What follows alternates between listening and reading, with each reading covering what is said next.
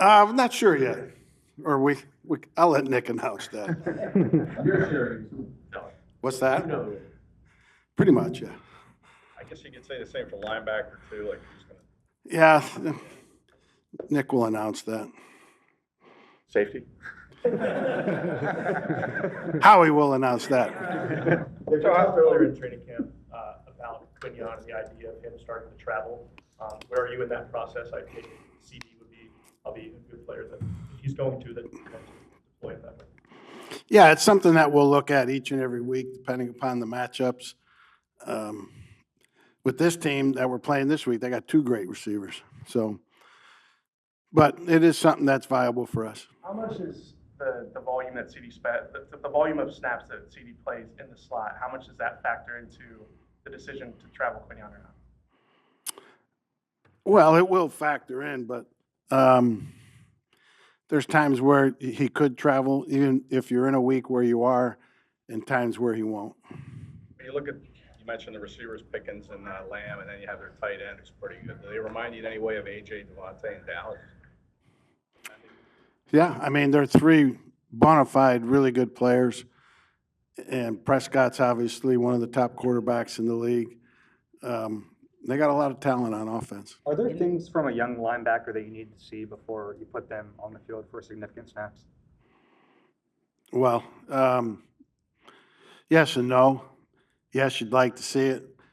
The chances to see it without it being in a game are kind of over. So, we can control practice what they see and what they need to see, but it's real now. In this spring, you made a point of discussing how you depended on the depth from last year's group. How do you feel about the depth of this year's group, and do you feel comfortable if you have to get to those spots? Yeah, right now I do, until proven otherwise. I like the group we have. We're going to play guys as we need to play them, whether it be just to mix guys or rest guys or guys stay in for every play. But yeah, right now I do. With Cooper, is that the base defense, are you still figuring that out as opposed to those other moving parts, or have you kind of figured out where he's going to be in the base? We figured it out, but Nick will tell you. What did you like about the way Drew Makuba played up until he got hurt, and does that set him back, like, going into the season? Well, it does set you back. I mean, he basically missed 2 weeks of training camp, 2 separate injuries. But he's done well this week, looks healthy, looks like he's done a good job of staying on top of things and done well with the reps he's gotten in practice. So I do think, as it pertains comparing to other rookies, he's done well overcoming those obstacles. See it as kind of being similar to Cooper's situation last year where he missed like 3 weeks of camp and then was kind of... No, Cooper had a bigger roadblock last year. He didn't do anything until the last week of the last preseason game. With whoever you start at cornerback, with the depth you have there, how much of a leash does that cornerback have in terms of the game, or when you have other options in there that you could throw out there if need be? Yeah, I mean, no corner's going to pitch a shutout every game or during the whole run of the season. So, yeah, they've got a good long leash, who's ever out there, but we may play them all anyway, With John Carter, beyond the ability that he has athletically and otherwise, does he have to play with a certain nastiness to get to the level that you guys want him to be? Yeah, I don't know that nastiness is the right word. That kind of invokes Conrad Doblish type stuff. How about what's the best? I just think he has to play with the right mindset to reach his potential or come close to reaching his potential. And he's just got to be on top of the details, play with great effort, and be focused. When you mentioned that you might play multiple corners anyway, are you talking about a rotation? And if so, what would be the benefit? No, I wouldn't say that. At linebacker, sort of the same question. Last year you had Zach and N'Kobe pretty much taking all the reps. Are you open to more of a rotation at that position opposite Zach? Not really. I mean, open, yes. Do I see it happening immediately? No. We talked about Jordan Davis and kind of refining more of a pass rush technique. How has that process been? Good. I think Jordan's had a really good camp, and expecting good things from him this year. No, at edge depth, you were looking for somebody to step up early in training camp. What did you see as the summer unfolded? Yeah, we've got Uche there, Z's, Big O. We got the guys that can come in and relieve our starters if need be. It took 4 or 5 weeks last year for the defense to kind of get their feet underneath them. Do you feel like you're going to need a month to know what this group is? I hope not. I don't foresee that. I think that's overplayed a little bit, what happened those first 4 weeks. But, no, I think we're ready to go because we still have a lot of guys that were here last year and guys that we expect to be improved from last year. What is the difference versus end of last year when we saw Jalix in the Super Bowl versus where he's at now? Yeah, he's just gotten logically and progressively better through all those reps he got last year, which in his case kind of came in a good logical way. He was getting more and more as the season progressed. And then, when BG went down, he got more and more and played a good bit in the playoffs. So it was nice for him to end the season on that. And then since the start of OTAs till now, he's been working with the first group, gotten a good bunch of reps, and I think he's in a good spot. You have a whole new set of captains on. You have a whole new set of captains on the defensive side of the ball. I guess it speaks to the people who left.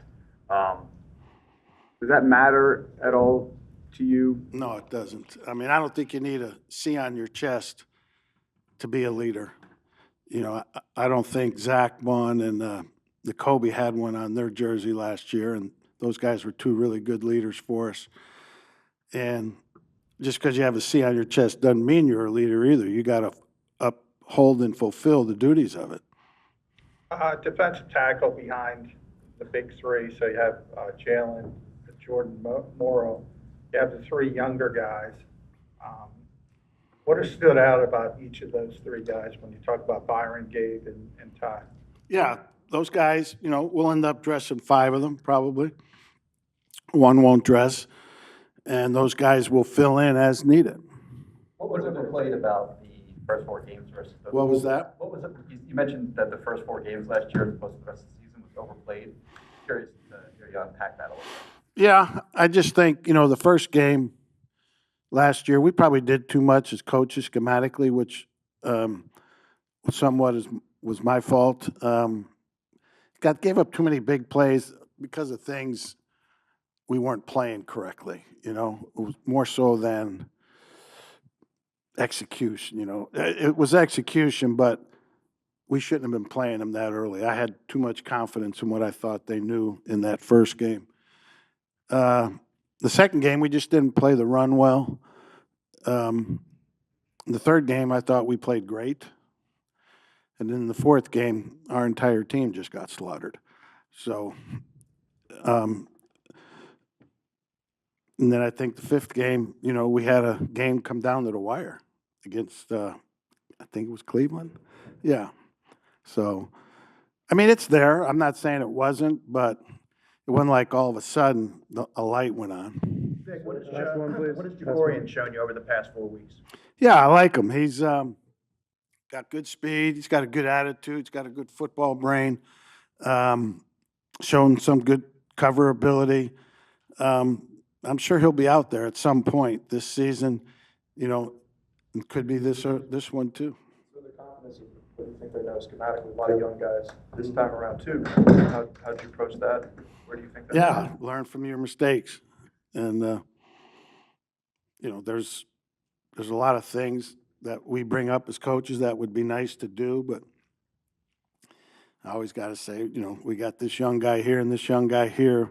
We got to be careful. I think when you look at the whole picture, even back to this spring, we've had a lot of the guys together, and the biggest thing is that we're on the same page. So when you get in the meeting room and we're all talking and doing things together and walkthroughs, I think that's a big piece of it is the mental piece and the physical piece. We've had guys out there in spurts, But I think when you look at the overall picture, just being in the classroom, meeting settings, walkthroughs, and just detailing out things, I think we're in a really good spot. How much of your game plan did you have to scrap or adjust after the Micah trade? Well, I think when stuff like that happens, you're going in with a plan specifically for people at times, but just your overall philosophy of going against their defense. So when something like that happens, you kind of pivot a little bit, but they got a really good player in Kenny. And so from there, we just kind of keep with the game plan and looking at what they're doing and going from there. Your time with Eberflus, like, are you able to envision how he's going to use the pieces he has now? Yeah, I think Flus is a really good coach. He brings a lot of energy to the team, a lot of detail and discipline. He's had good defenses, and him and I spent a lot of time together in Indianapolis talking ball. He's very knowledgeable. So I think, I know the person well, but once again, he does a good job of just using his personnel. So if you look at his defenses in Chicago throughout the years and even in Indy, and obviously probably now, he's going to tweak it to his personnel. So, just time will tell during the game kind of what he's relying on with their personnel. Since that has been even more shuffling in terms of interior depth on the offensive line, how do you feel about that group right now and the depth there and who you have? Just like in training camp, I think Stout does such a good job of preparing those guys. Whoever's had to step up has, whether it's in camp, whether it's previous years like Tyler Steen stepping in, for Mackay or whatever it may be. So I think as a whole, we feel confident no matter who's in there. Practice, because we do rotate guys just during practice just to get reps, to have a feel for in the game what moves we're going to make if somebody goes down. This is your first official game as the play caller. You've had a huge role here before, in the previous seasons, but what are your emotions? How do you feel about your official debut as the offensive coordinator in play? I'm excited. It's fun. It's a huge opportunity, obviously, but it goes back to even in year one with Nick, just working through all the situations and things that we've done together. So I've been a part of so much of it. It doesn't feel too much different, but it is exciting. And I think the guys feel a good energy and they're excited too. How much do you talk to Jalen about play calling and what he likes, or how much of that is just a product of knowing him and what? It's both. It's really both. Him and I spent a lot of time together, and we have even prior to just getting a feel for him and what certain things we like and what we want to do and when we want to do it. It is important. Everywhere I've ever been, you want to have a good relationship with the quarterback just so you can talk even outside and off the field about things, so you have a sense of what they're thinking and what they're doing. So when you call certain things, situationally or just a random 1st and 10, you got a good feel for what may happen. As a follow-up to both those questions, will observers watching the game know that there's a new play caller, new OC, or because of the continuity on offense and the coaching staff, is it going to look like it's looked in the past? It's hard to say just one game, but I think there'll be some new things, whether it be a ton of them or not. It just depends on the situation, how the game flow goes, and how they come up kind of throughout the game. So I think there'll be a few things here or there, and then, just we'll see throughout the season how much it continues in that direction. How quickly are you guys able to get Sam Howell ready if he has to play Thursday night, for any kind of reason? Yeah, actually, you know what? He's been amazing. He's worked extremely hard on preparing. Scott Leffler's done a great job, and so has Parks Frazier with him, and making sure he knows where we're at with obviously the game plan, but even giving him just a grassroots, baseline of the offense because he came in so late. So he's worked extremely hard on just preparing in every way he can, whether it's extra reps, walk through film, extra meetings, whatever we need to do, he's definitely done it. And you can see how intelligent he is to pick it up rather quickly. When watching film, do quarterback corrections, do they come for you or the quarterback coach?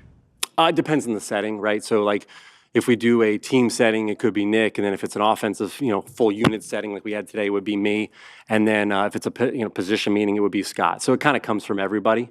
And how does that change your relationship with Jalen, the dynamic? You know what? I haven't really ever thought about it, believe it or not. It's never really come up in that way. Him and I have a good working relationship, so I think it's good. We both want to push each other to be better.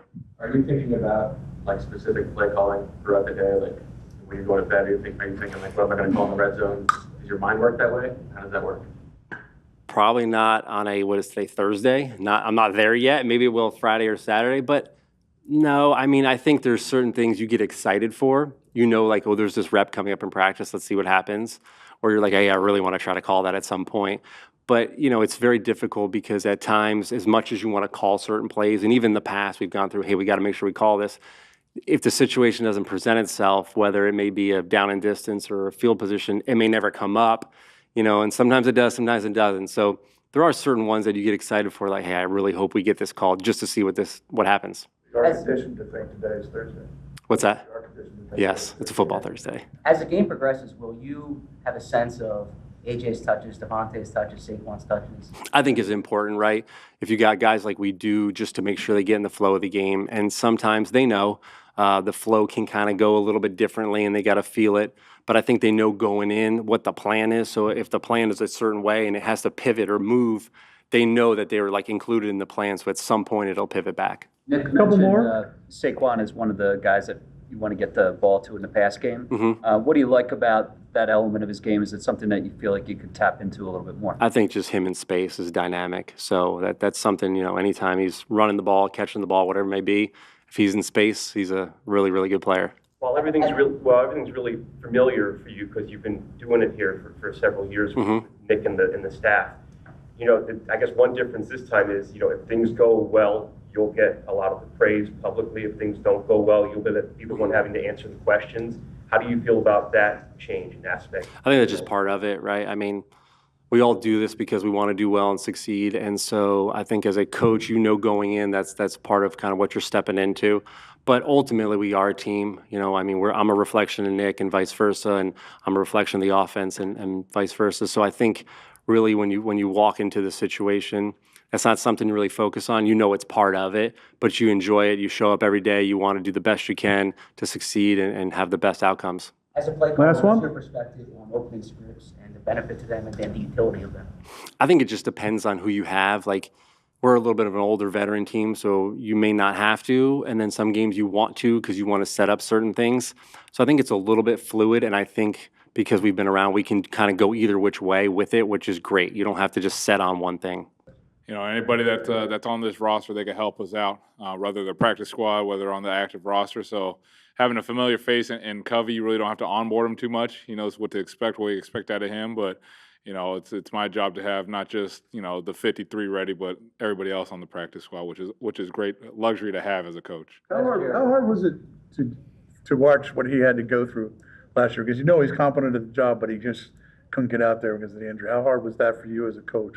Yeah, you feel for the player because they spend so much time putting so much effort into perfecting their craft, and obviously in 2023 he had a great year.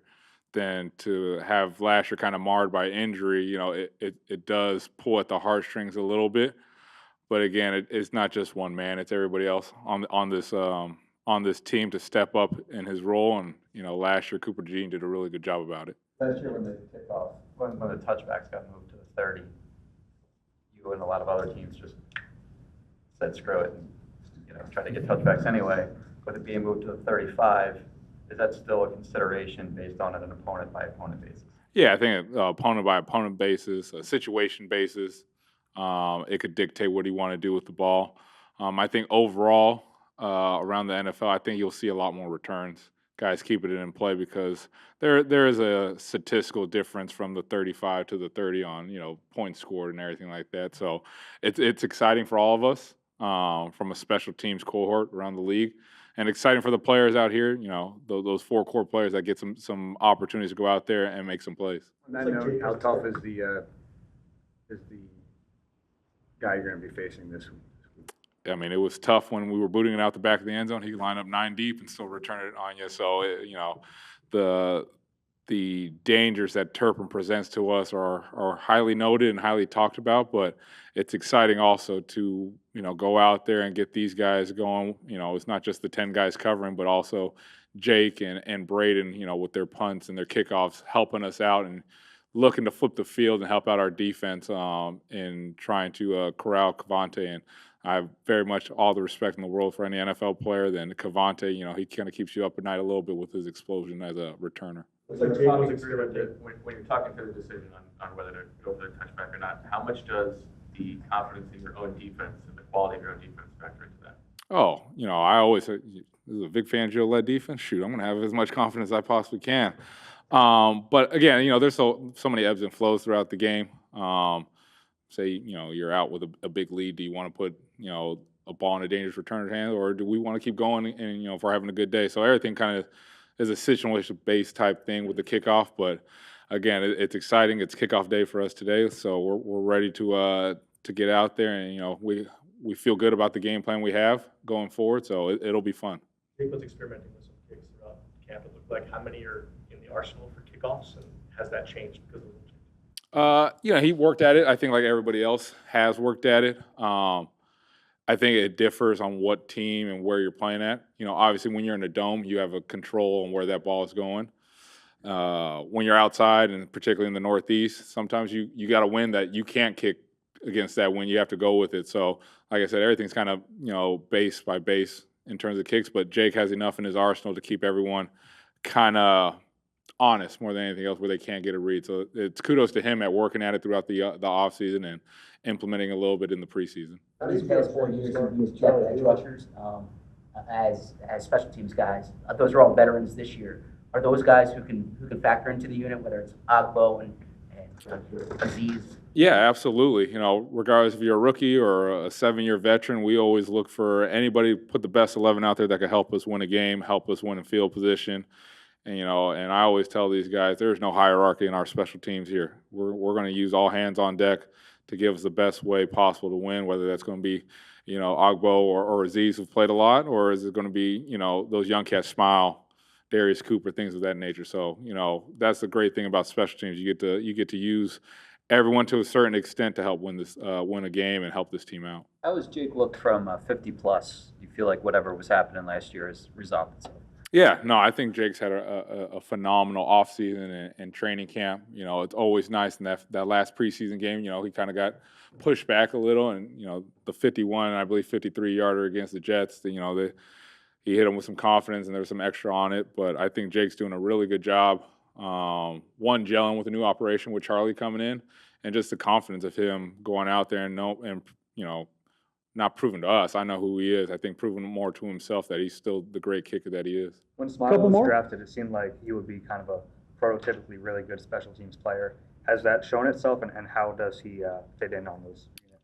Yeah, he definitely fits the profile. But really, what's cool about Smile is his football awareness and his physicality. You could really sense it out on the field right there that he brings an added edge out there to the coverage, to the blocking. So for him to take that jump from Georgia to now, he's been one of the more pleasant, experienced rookies that I've been able to coach, which is awesome. What do you think Will adds as a potential kick returner for you? You know what? Will adds a lot. I mean, he has great feel. He has great vision. In the few that he did have last year, he did a great job of, kind of letting the picture, form itself, then finding the right cut to make. Obviously in that NFC Championship game, he got all the way out to that 40-yard line. And it was just, and again, a lot has to do with the other 10 guys out there in front of him to block. But I think he just has a natural feel and a natural want to put the offense in the best spot possible, and he works at it. It's not like he just catches it and he finds his way. He's up there. He was up there yesterday watching some kickoff return stuff, watching some kickoff coverage stuff. So Will works at being who he is and why it excelled for him as a rookie last year. Last one. What has been some of offer in the same kind of role? Yeah, prior to the injury, Ben had that edge, that physicality, that beware of dog lore that we have here in the locker room about him. But now he's got, a couple years, a little bit more experience. Now he's got some savviness to him. So he brings a lot of different tools, whether it's experience, physicality, and he still has some really good speed from that fullback position. So, it's great to have him back off that injury, and hopefully he helps us lead the special teams unit to what we want to be.